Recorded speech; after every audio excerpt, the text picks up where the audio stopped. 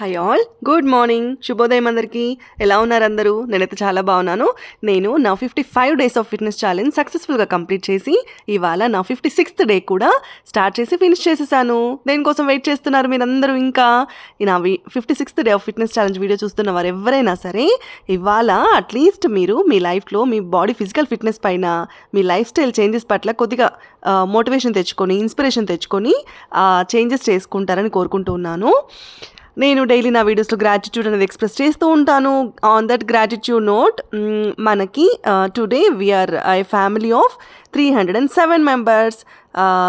ఎవరైతే ఇవాల్టి వరకు నన్ను నమ్మి నా మీద ట్రస్ట్ ఉంచి హెల్త్ అండ్ ఫిట్నెస్ ఛానల్ అయినటువంటి ఛానల్కి సబ్స్క్రైబ్ చేసుకుని ఫాలో అవుతూ వస్తున్నారో మీరందరికీ పేరు పేరున మై హార్ట్ ఫెల్ట్ గ్రాటిట్యూడ్. మీరు మీ కుటుంబ సభ్యులు ఎల్లవేళలా ఆయురారోగ్యాలతో సుఖ సంతోషాలతో ఉండాలని మనస్ఫూర్తిగా నేను ఆ భగవంతుని ప్రార్థిస్తూ ఉన్నాను. ఇంకా నిన్న నాకు కొద్దిగా ఎక్కువ ఇంట్లో వర్క్ లోడ్ అనిపించి వాయిస్ ఓవర్ ఏది లేకుండా అలాగే నా ఫిట్నెస్ వీడియో అప్లోడ్ చేశాను. ఎవరైనా లైక్ వాయిస్ ఓవర్ ఎక్స్పెక్ట్ చేసి ఉంటే ప్లీజ్ ఎక్స్క్యూజ్ మీ, నన్ను ఎక్స్క్యూజ్ చేయండి, నన్ను క్షమించండి. So today I'm back with my voice over. ఇవాళ నేను ఒక మంచి ఇంట్రెస్టింగ్ స్టోరీ టెల్లింగ్తో వచ్చాను. అదేంటంటే నేను జస్ట్ బోరింగ్గా ఎక్సర్సైజ్ అంటే అసలు బద్ధకంగా ఫీల్ అయ్యే వారికి కొద్దిగా ఇంట్రెస్టింగ్గా ఏదైనా స్టోరీ వింటూ లేదా ఏదైనా సాంగ్స్ ప్లే చేసుకోవడము, ఇలా కొంతమందికి ఇంట్రెస్ట్ ఉంటుంది అనమాట. సో నేను కూడా ఆ బ్యాచే. సో ఈ ఎక్సర్సైజ్ని ఇంట్రెస్టింగ్గా అసలు 30 minutes వర్కౌట్ చేసామా మనము, అసలు ఎలా అయిపోయింది టైము అని అనిపించేలాగా మిమ్మల్ని ఒక స్టోరీ వరల్డ్లోకి తీసుకెళ్తూ నేను మీతో ఎక్సర్సైజెస్ ఎలా చేయించాలో, ఎలా చేయిస్తానో చూడండి. Yeah, trust me, you don't believe that half an hour is already past. అస్సలు 30 నిమిషాలు ఎలా టైం అయిపోయిందో తెలియకోకుండా మిమ్మల్ని అలా అలా అలా మీ బాడీ చేత మూమెంట్స్ అనేది చేయిస్తాను. అది ఏంటనంటే జస్ట్ అలా ఎక్సర్సైజ్ చేయండి, 1 2 3 కౌంట్ చేయండి, బ్రీతింగ్ తీసుకోండి, వదలండి. ఇలా అంతా చేస్తే నాకే యాక్చువల్గా బోరింగ్ అనిపిస్తుంది. ఇంకా కొత్తగా చేసేవాళ్ళు కొత్తగా స్టార్ట్ చేయండి, కన్సిస్టెంట్గా చేయండి అంటే ఎక్కడ చేస్తారు? ఎక్కడి నుండి వస్తుంది ఆ డెడికేషన్, ఆ motivation?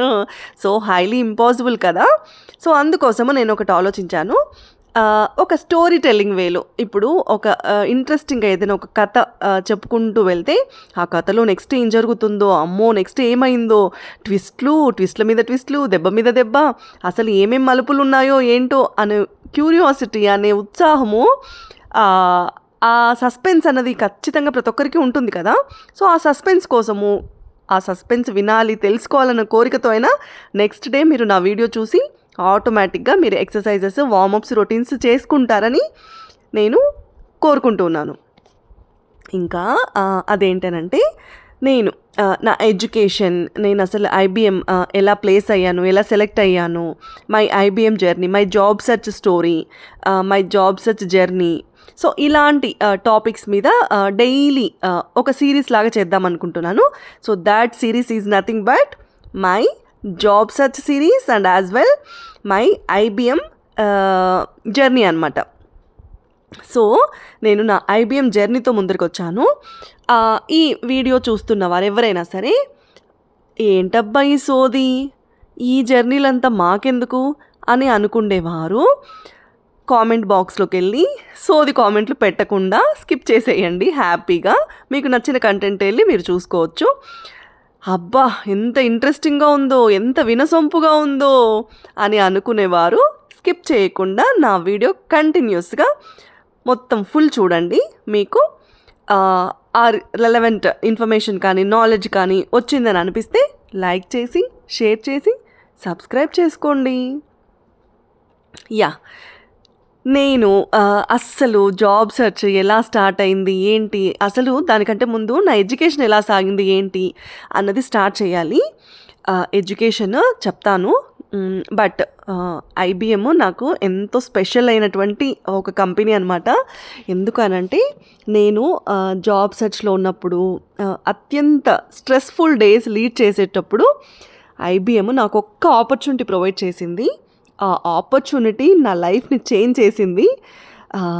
I got that name, fame, recognition, money, నాకు కావలసిన శాలరీ రూపేణా కొంత డబ్బులు, నాకు తగినటువంటి పేరు, ఆ రికగ్నిషన్, ఇవన్నీ నాకు ఐబీఎం వల్లే సాధ్యమైందనమాట.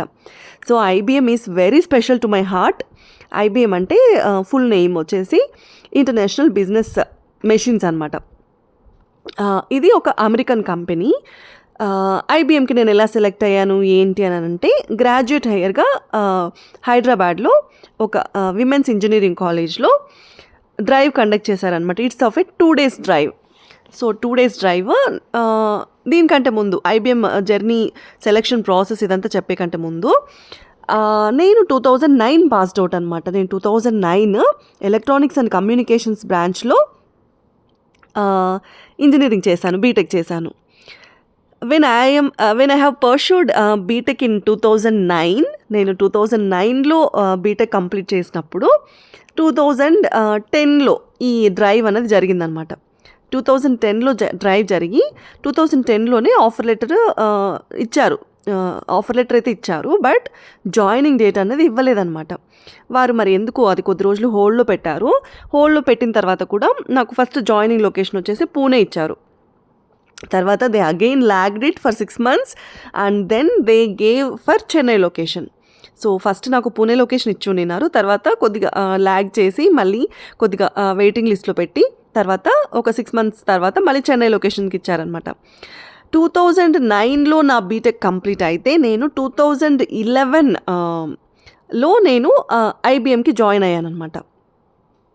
ఎందుకు అలా 2 years టైం గ్యాప్ ఉండింది అని అంటే, that was the complete recession time. So అది కంప్లీట్గా రెసెషన్ టైం అనమాట. అంటే అమెరికాలో మొత్తం అంతా ఎకానమీ దెబ్బతిని జాబ్స్, ఆల్రెడీ అమెరికాలో జాబ్ చేసేటువంటి వారందరూ they got back to India అనమాట. వారందరూ అన్ని సర్దేసుకొని ఇండియాకి వచ్చేసినటువంటి టైము, ఉన్న జాబ్సే పోయి వేరే వేరే ప్రొఫెషన్స్ని ఎంచుకున్నటువంటి టైం అనమాట. అది 2009 to 2011 అన్నది చాలా down time for IT jobs especially. So ఆ టైంలో నేను చెయ్యని ప్రయత్నం అంటూ లేదు, నేను చెయ్యని ఏమంటారు అటెంప్ట్ అన్నది లేదనమాట. ప్రతి ఒక్కటి ట్రై చేసేవాళ్ళము. నేను, నాతో పాటు ఇంకొక ఫ్రెండ్ ఉండేది, శశికళ అని చెప్పి. సో మేమిద్దరము ఎక్కడ ఇంటర్వ్యూస్ అటెండ్ అవ్వాలన్నా, ఎక్కడ ఇంటర్వ్యూ అనే పదం వినిపిస్తే చాలు వెళ్ళిపోయేవాళ్ళం అనమాట, ఫైల్ తీసేసుకొని సర్టిఫికేట్స్ పెట్టేసుకొని. సో అలా అంత కసిగా ట్రై చేసినా కూడా నేను 2009లో అయిపోయినా కూడా 2011లో నేను ఐబీఎంలో జాయిన్ అవ్వాల్సి వచ్చింది.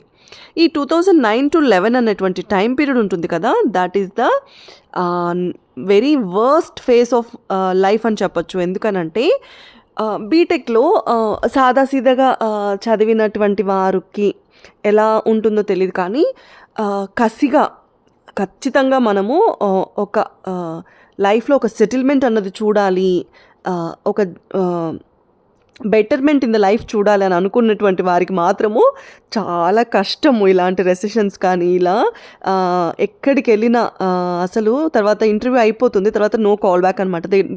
They never call back. So ఇలాంటి సిచ్యుయేషన్స్ అన్నది ప్రతి ఒక్కరి లైఫ్లో చాలా కఠినమైన డేస్ అవి. ఇంటర్వ్యూస్కి వెళ్తే ఒక్కొక్కసారి మార్నింగ్ వెళ్ళిపోయేవారం అనమాట. మార్నింగ్ వెళ్ళిపోతే ఫుడ్ ఉండదు, ఏమీ ఉండదు. ఇంటర్వ్యూస్ అలాగే గంటల తరబడి వెయిట్ చేయించేవారు, ఎప్పుడో ఈవినింగ్ అలా కండక్ట్ చేసేవారు, అప్పటి వరకు ఫుడ్ ఉండదు. తర్వాత ఇంటర్వ్యూ అయ్యాక రిజల్ట్ మళ్ళీ మనం అలా తినడానికి వెళ్ళగానే ఇక్కడ రిజల్ట్ ఎక్కడ అనౌన్స్ చేస్తారో అని చెప్పి ఆ క్యూరియాసిటీతో తెలుసుకోవాలి, నెక్స్ట్ రౌండ్స్కి మళ్ళీ అటెండ్ అవ్వాలి అన్న క్యూరియాసిటీతో అసలు అప్పుడు కూడా తినడానికి వెళ్ళే వాళ్ళం కాదు. సో అలా అలా అలా అలా ఉండేదన్నమాట జాబ్ సెర్చింగ్ డేస్. అంత ఈజీ అయితే కాదు.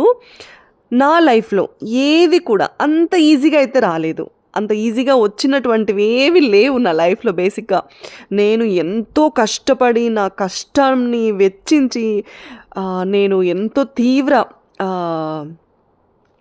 భగీరథ ప్రయత్నం అంటారు కదా, అలా విశ్వ ప్రయత్నాలు చేసి దాన్ని గ్రాబ్ చేసి అచీవ్ చేసుకున్నట్టు తప్పితే అంత ఈజీగా ఏది రాలేదు. కొంతమంది ఉంటారనమాట లైఫ్లో born with silver spoon, born with gold spoon అలాంటి వారు ఉంటారు.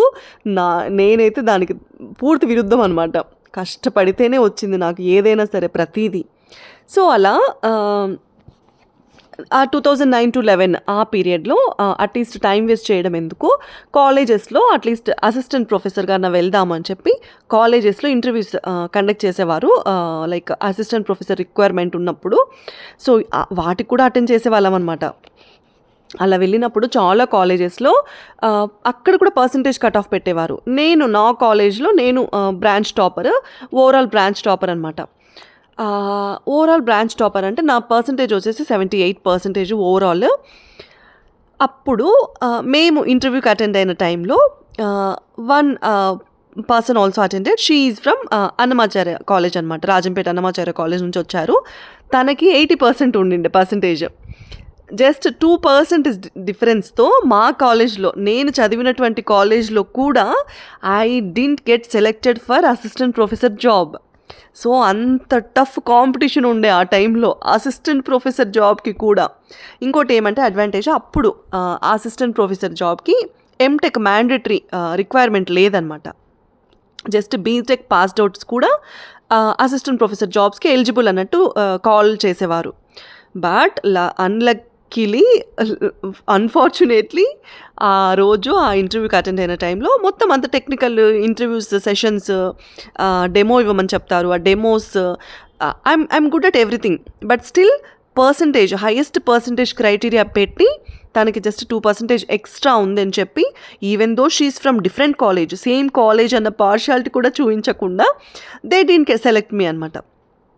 And that girl got selected for that posting. So అలా చాలా కాలేజెస్లో రిజెక్షనే ఫేస్ చేశానమాట. Even though I'm very good at technical, I'm very good at communication skills, I'm very good at giving the lecture, అన్నిట్లో గుడ్డే అయినా కూడా ఒకటి ఉంటుందిగా, ఫేట్ అన్నది. మనం ఎక్కడికి వెళ్ళినా దరిద్రం వెంటాడుతూ ఉంటుందని అంటూ ఉంటారుగా. సో అలా ఉండేదన్నమాట. ఎక్కడికి వెళ్ళినా రిజెక్షన్. ఈవెన్ ఐబీఎంలో ప్లేస్ అయ్యాక కూడా ఎన్ని ట్విస్ట్లు, ఎన్ని మలుపులతో నా ప్లేస్మెంట్ అనేది జరిగిందంటే, మాకు 2 days ఆఫ్ సెలెక్షన్ ప్రాసెస్ జరిగింది. ఆ 2 days ఆఫ్ సెలెక్షన్ ప్రాసెస్లో డిఫరెంట్ ప్రాసెస్ మెథడ్స్ కండక్ట్ చేస్తారనమాట. అంటే ఫస్ట్ రిటన్ టెస్ట్ కండక్ట్ చేశారు. రిటన్ టెస్ట్ కండక్ట్ చేసిన తర్వాత రిటన్ టెస్ట్లో క్లియర్ అయిన వాళ్ళకి ఆ రోజు ఆఫ్టర్నూన్ గ్రూప్ డిస్కషన్స్ కండక్ట్ చేశారనమాట. గ్రూప్ డిస్కషన్స్లో చాలా డిఫరెంట్ టాపిక్స్ ఇస్తారు. ఆ topics pros and cons discuss చేసుకొని మనము ఎయిదర్ ప్రోస్ సైడ్ అయినా నిలబడచ్చు, కాన్స్ సైడ్ అయినా నిలవచ్చు. అంటే ఆ టాపిక్కి అడ్వాంటేజెస్ ఉంటాయి, డిసడ్వాంటేజెస్ ఉంటాయి కదా ప్రతి ఒక్క అంశానికి.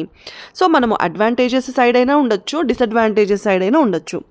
బట్ స్పీకింగ్ స్కిల్స్ ఎంత ఇంపార్టెంటో లిజనింగ్ స్కిల్స్ కూడా అంతే ఇంపార్టెంట్ అనమాట. గ్రూప్ డిస్కషన్స్లో మనము జస్ట్ ఇంకా అరిచేసామా, మన పాయింట్స్ అన్నీ పెట్టేశామా అన్నది ఎంత ఇంపార్టెంటో, మనము ఎంత శ్రద్ధగా ఎదుటి వ్యక్తులు చెప్పేది వింటున్నాము అన్నది కూడా ఇంపార్టెంట్. ఎందుకంటే మనము ఒక కంపెనీలో ప్లేస్ అయ్యాక we work as a team. మనం ఒక్కరమ ఇండివిజువల్, ఇవాళ రేపు చాలామంది cost cutting, fund cutting process రూపేణా ఒకరు ఇద్దరిని టీమ్స్లో పెట్టేసుకొని ఇండివిజువల్ కంట్రిబ్యూటర్ రోల్స్ ఇస్తున్నారు. బట్ చాలా కంపెనీస్లో టీమ్ వర్కే ఉంటుందన్నమాట.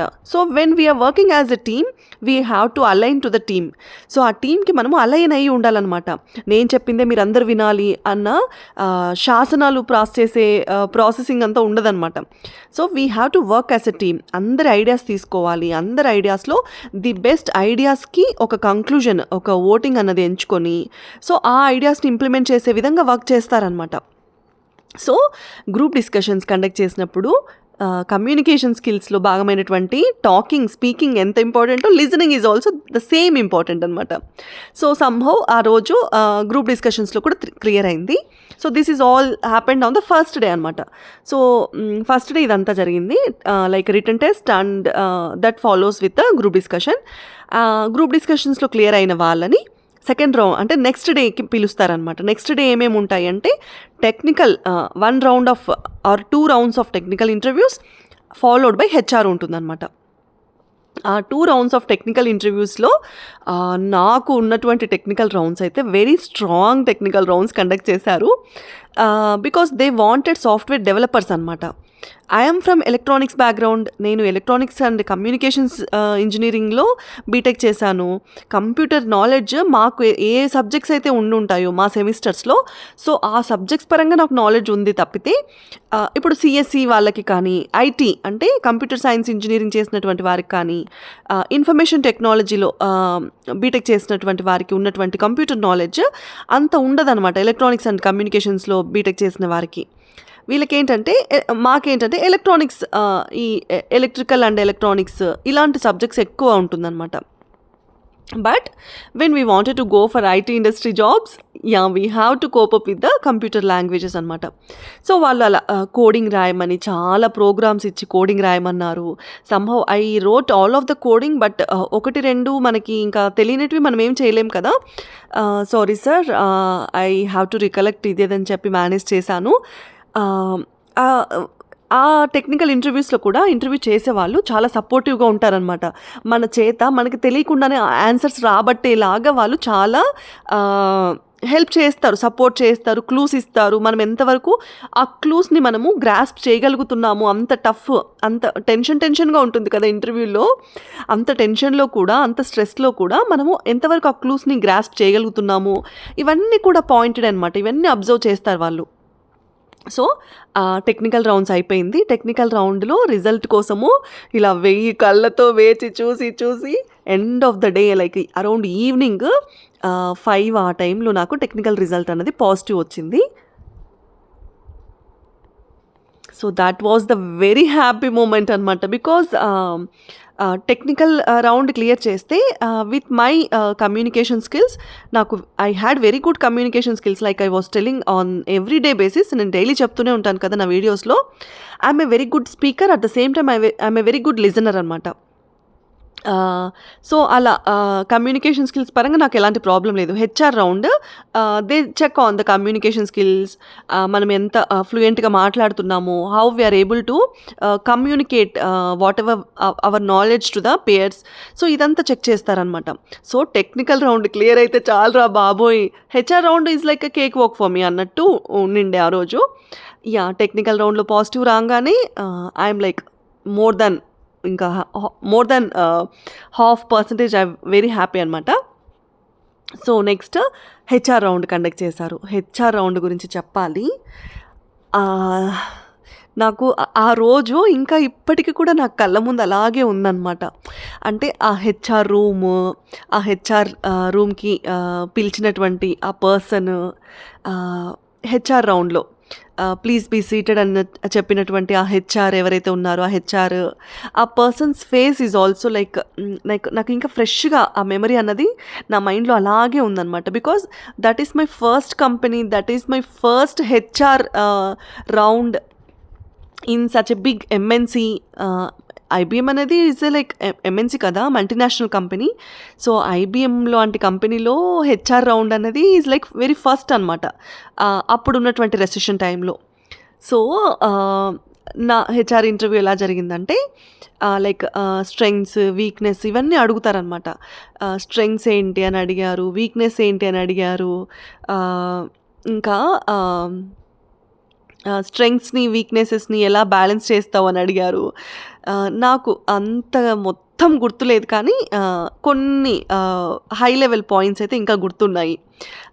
నేను ఏదైనా ఒక ప్రాబ్లం వచ్చినప్పుడు దాన్ని I don't hide it under the carpet. I try to find the best possible solutions. ఇంకా ఇన్ కేస్ ఒకవేళ ఏదైనా అటెంప్ట్ చేస్తున్నప్పుడు ఏదైనా ఫెయిల్యూర్ వస్తే నేను failures are the stepping stone to success అని చెప్పి నేను పాజిటివ్ బూస్టప్ ఇచ్చుకుంటాను. ఇంకా I promised my mom that I will get back with the good news or the positive news అని మార్నింగ్ ప్రామిస్ చేసి వచ్చాను. సో ఇలాంటి కొన్ని like హెచ్ఆర్కి somehow she has to be inside the company అన్న feeling వచ్చేలాంటి HR round అయితే conduct చేశాను. Answers ప్రాంప్ట్గా, ప్రెసైజ్గా, క్లియర్గా ఉండాలన్నమాట మన ఆన్సర్స్. సో అలాంటి వేలోనే జరిగింది నా హెచ్ఆర్ రౌండ్. తర్వాత హెచ్ఆర్ రౌండ్ అంతా కంప్లీట్ అయ్యి నా రెజ్యూమ్ అంతా ఆయన తరోగా చెక్ చేసి okay she's fine, she will be able to manage the assignment అని ఆయన ఒక ఇంప్రెషన్కి వచ్చిన తర్వాత then he said with a shake hand he said welcome to IBM. Oh my God, I seriously can't express how happy I was at that point of time. HR shake hand ఇస్తూ నాకు మొత్తం అంతా resume అంతా తరువుగా check చేసిన తర్వాత లేచి shake hand ఇస్తూ welcome to IBM అని చెప్పారు.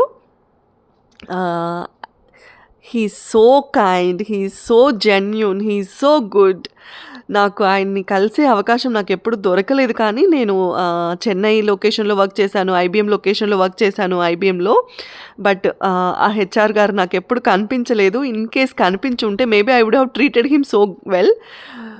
యా, అలా వెల్కమ్ టు IBM అని చెప్పగానే ఇంకా నాకు నా ఆనందానికి అవధులు లేకుండా పోయింది. బికాజ్ అప్పటికి 2009లో బీటెక్ అయిపోయి 2011 వరకు 2 years ఖాళీగా ఉన్నటువంటి ఒక జాబ్ ఆస్పిరెంట్కి welcome to IBM or welcome to company premises అన్న ఒక స్టేట్మెంట్ 1000 ఏనుగుల బలాన్ని ఇస్తుందన్నమాట. సో అలాంటి వరల్డ్లో నేను ఉన్నాను ఆ రోజు. యా, ఇంకా మొత్తం అంతా హెచ్ఆర్ ప్రాసెస్ అయిపోయిన తర్వాత వాళ్ళు కొన్ని ఫామ్స్ ఇస్తారు, ఆ ఫామ్స్ ఫిల్ చేయాలి. ఆ ఫామ్స్ ఫిల్ చేసి అంత ప్రాసెస్ అంతా ఫార్మాలిటీ అంతా అయిపోయిన తర్వాత I got back to my room అనమాట. అక్కడ నేను చేసిన మిస్టేక్ ఏంటనంటే, మనము ఎప్పుడైనా ఏదైనా ఒక job okay fine, offer letter అంతా వచ్చాక కూడా, జాయినింగ్ లెటర్, ఆఫర్ లెటర్ మొత్తం అంతా వచ్చిన తర్వాత కూడా మనము ఫర్దర్ జాబ్ సెర్చ్ని ఇగ్నోర్ చేయకూడదు. We have to continue the job search process అనమాట. మనం ఎప్పుడైనా 2-3 ఆఫర్స్ మన చేతిలో ఉండేలాగా చూసుకోవాలి. నేను చేసిన మిస్టేక్ ఏంటంటే, నాకు IBMలో నేను ప్లేస్ అయిపోయిన తర్వాత దే టోల్డ్ దట్ లైక్ వెంటనే ఆఫర్ లెటర్ ఇస్తారు, వెంటనే జాయినింగ్ ఇస్తారని చెప్పారు. సో నేను పీజీలో, హైదరాబాద్లో పీజీలో ఉండేదాన్ని జావా కోర్స్ చేస్తూ.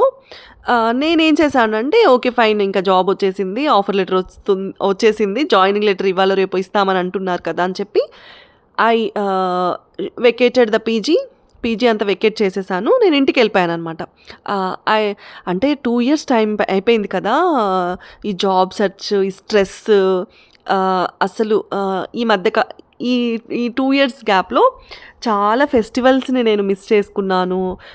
మా ఇంటి దగ్గర జరిగేటువంటి దేవర అనేది లైక్ 15 yearsకి 20-25 yearsకి అట్లా వన్స్ ఇన్ ఎ వైల్ చేసేటువంటి దేవర అకేషన్ మిస్ చేశాను. నేను వెళ్ళలేకపోయాను because I was having back to back interviews at the time. So ఇలా మంచి మంచి అకేషన్స్ అన్నీ మిస్ చేసుకొని ఉన్నాను. సో ఇంకా జాబ్ వచ్చేసింది కదా అన్న ఆనందంలో పట్టపగ్గా లేకోకుండా ఇంకా మొత్తం సర్దేసుకొని ఇంటికి వెళ్ళిపోయాను అనమాట. ఇంటికి వెళ్ళాను కదా, ఇంకా ఏమైంది, my bad luck again started following me. IBM ఏం చేసిందంటే, ఎవరైతే గ్రాడ్యుయేట్ హైయర్స్ అందరూ సెలెక్ట్ అయి ఉన్నారో వారికి ఒక 6 months తర్వాత మేము will get back to you అని చెప్పి ఒక మెయిల్ పెట్టారనమాట. అందరికీ ఆ మెయిల్స్ వచ్చాయి, నాకైతే ఆ మెయిల్ కూడా రాలేదు.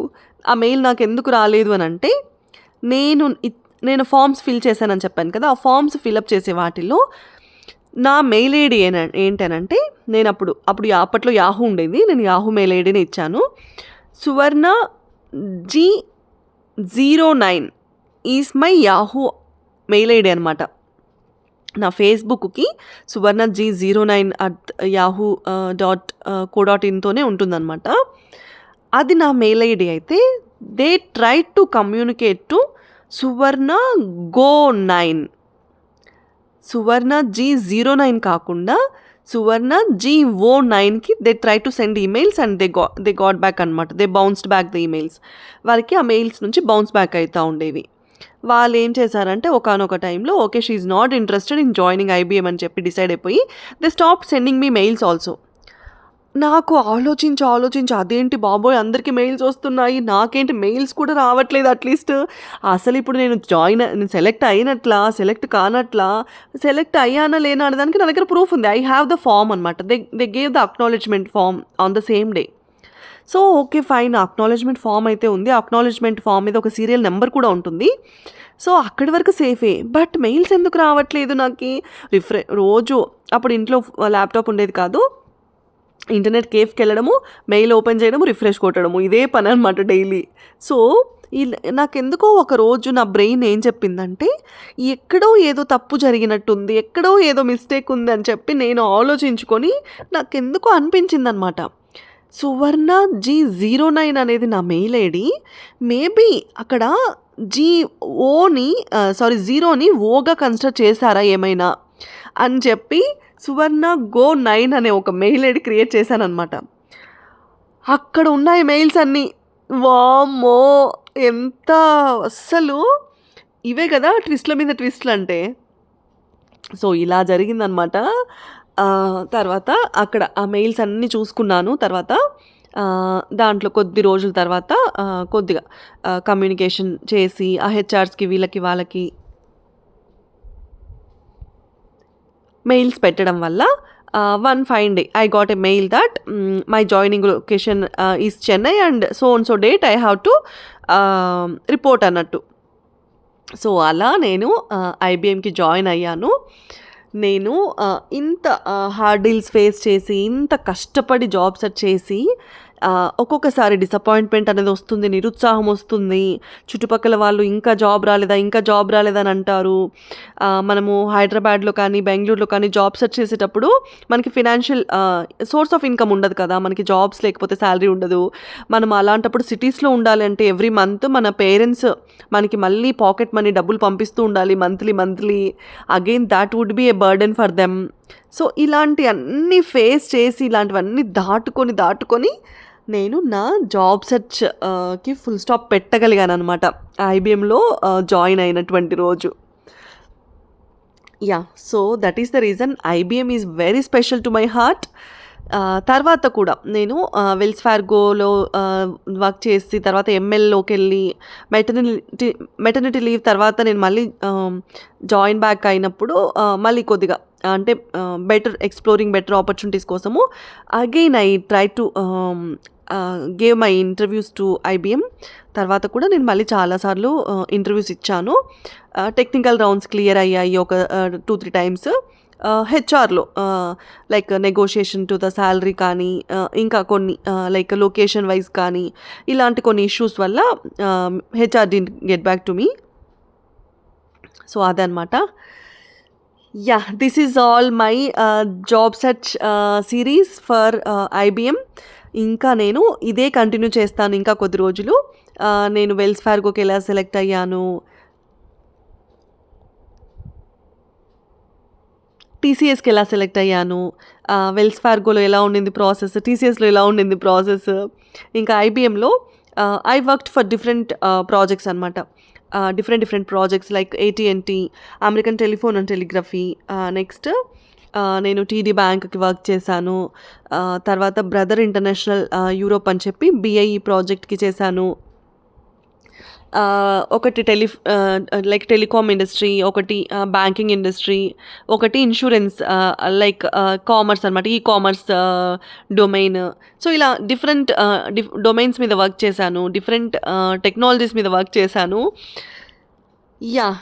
ఎవరైనా సరే జాబ్ సెర్చ్ స్టార్ట్ చేసినప్పుడు నిరుత్సాహపడద్దండి.